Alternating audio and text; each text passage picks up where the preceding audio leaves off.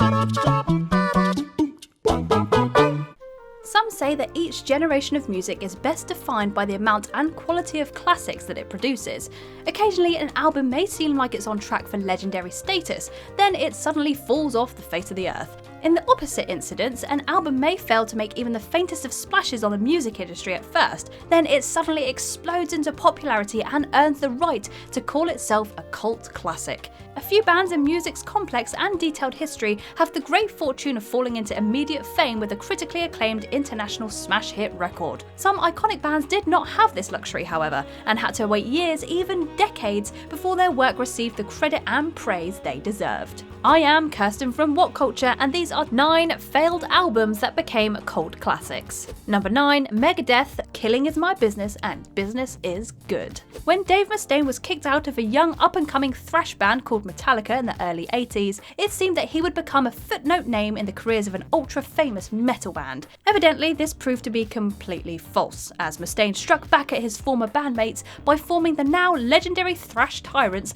Megadeth. Although Megadeth's rise to fame certainly did not get the same flying start as Metallica. With a budget of just $8,000, Megadeth had to write, record and produce their debut record in a matter of months. The low budget of the album was reflected by the original cover art, which Combat, Megadeth's label, made using a plastic skull and tin foil shades, despite protests from both Dave Mustaine and David Ellefson. Even with such a low budget, the record failed to return a profit or any notable success, peaking at number 169 in the US Billboard charts and 149 in the UK album chart. Killing Is My Business didn't start to gain a more worthy reputation until as early as 2002, when the remastered and remixed version of the record was released, with an alternative cover, of course. The original fuzzy and cheap sounding record had been replaced by the crisp, roaring Megadeth sound we're all familiar with today, and legacy was finally solidified. Number 8, 9 Inch Nails, Pretty Hate Machine. Pretty Hate Machine is the humble debut record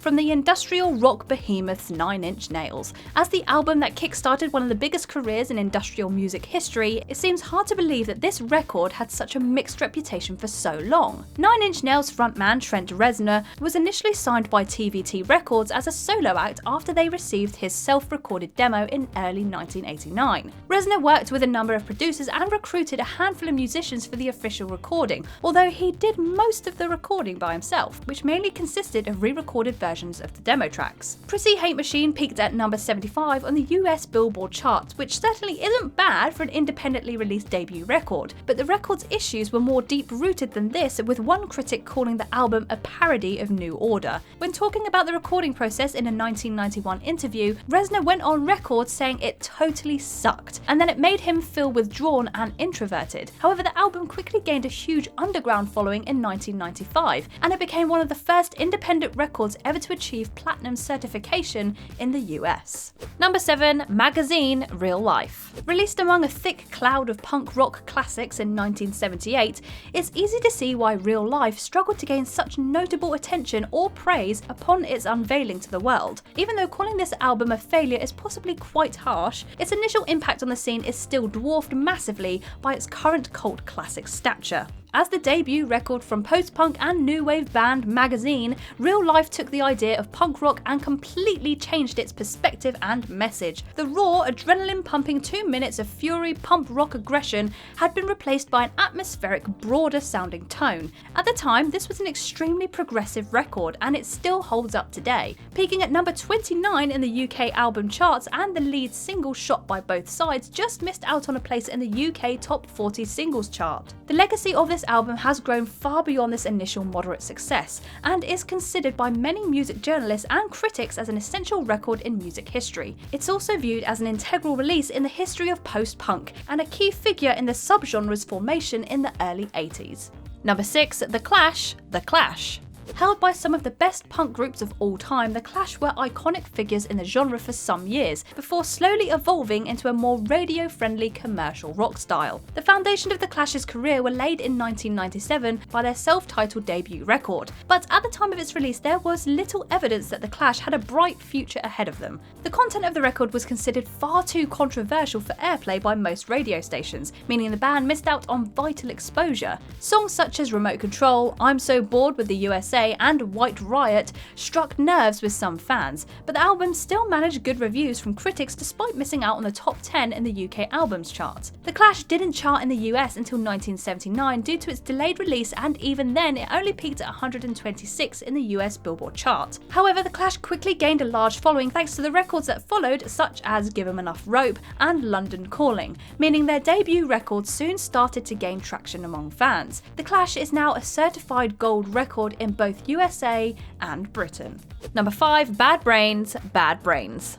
From 1982, Bad Brains is often hailed as being one of the key albums that brought the hardcore punk movement to life. Alongside titles such as Damaged by Black Flag and Fresh Fruit for Rotting Vegetables by Dead Kennedys, Bad Brains had gradually built a great legacy over the years. It wasn't always this way, however, as Bad Brains' debut record struggled in many respects upon its 1982 release. When the record was first released, it was only available on cassette format, which immediately alienated it from the then huge vinyl collecting audience. It gained some interest in the UK, however, after the Bad Brains song Pay to Come was featured on a vinyl compilation album by Jello Biafra's Alternative Tentacles. This compilation, titled Let Them Eat Jelly Beans, included songs from other familiar punk rock names such as Dead Kennedys, DOA, Circle Jerks, and Half Japanese. In the current hardcore punk scene, Bad Brains gets much more recognition. It's sometimes credited as being the first album to merge elements from hard rock and reggae, which evidently opened the door for ragga metal. Because of this, bands such as Skindred and Fishbone can trace their lineage back to Bad Brains. Other musicians such as Foo Fighters' Dave Grohl and Beastie Boys have also praised the album heavily. Number 4. The Zombies, Odyssey and Oracle.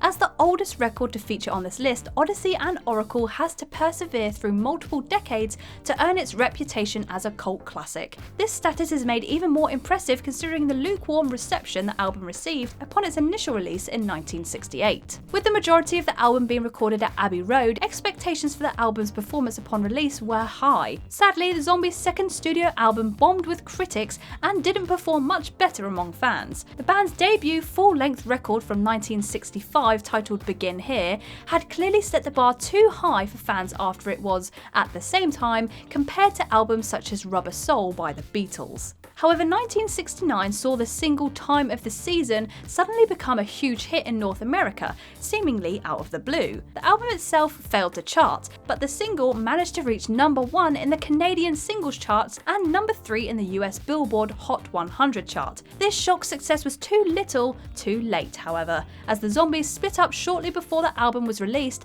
and the songs from this record were not performed live by the original lineup until 1997.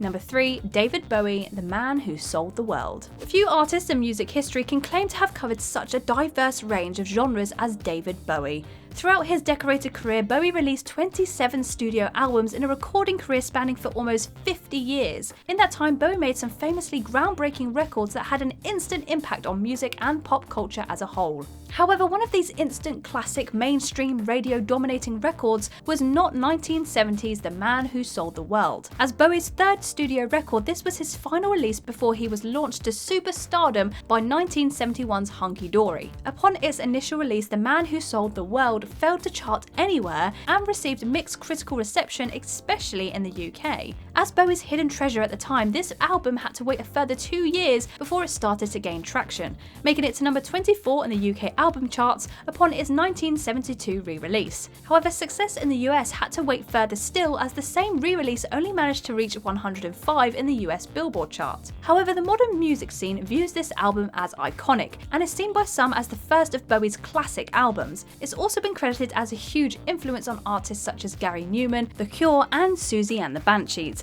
On top of this, it's widely considered as one of the earliest inspirations over the eventual rise of the dark wave genre. Number 2. NIRVANA, BLEACH.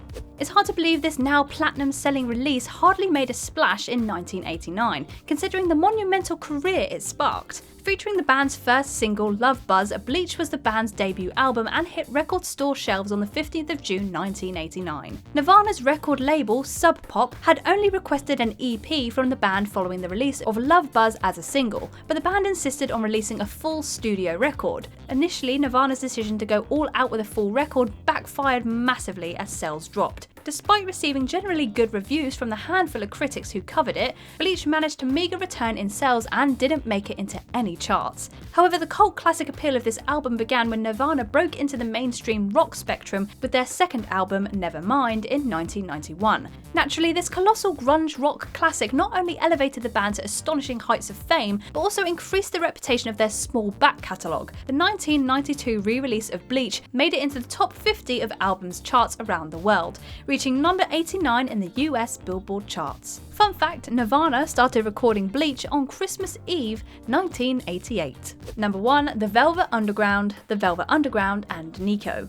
Originally forming in 1964, the Velvet Underground took 3 years to finally release their debut record. The banana-fronted record might be an iconic, offbeat and idolised classic nowadays, but upon its release, this album was a financial disaster. The Velvet Underground experienced a rather uneventful first few years as a band, chopping and changing band members and recording their initial demo music in the loft of Lou Reed's apartment. Their career began to pick up in 1965 when 1960s cultural icon Andy Warhol obtained a copy of their demo. He immediately decided he would be their manager and teamed the group up with German singer NICO. However, the mainstream appeal attached to Andy Warhol was not enough to bring immediate success and fame to the Velvet Underground. The album was a commercial flop, peaking at 171 in the US Billboard charts, and it was rejected for airplay by almost every radio station it was sent to. The controversial content of the record also led its banning from numerous record stores and magazines refusing to advertise or promote it. However, over a decade later in the late 70s, rock critics began to change their tune regarding to the then underrated release, praising it immensely. This proved to be a catalyst in the record's steady rise to fame and its current status as one of the most influential records in rock history. And that's our list. If you enjoyed this video, give it a like, and if you haven't already, be sure to subscribe. And why not leave us a cheeky comment on what you thought of this video. I am still Kirsten from WhatCulture, and I'll see you in the next video.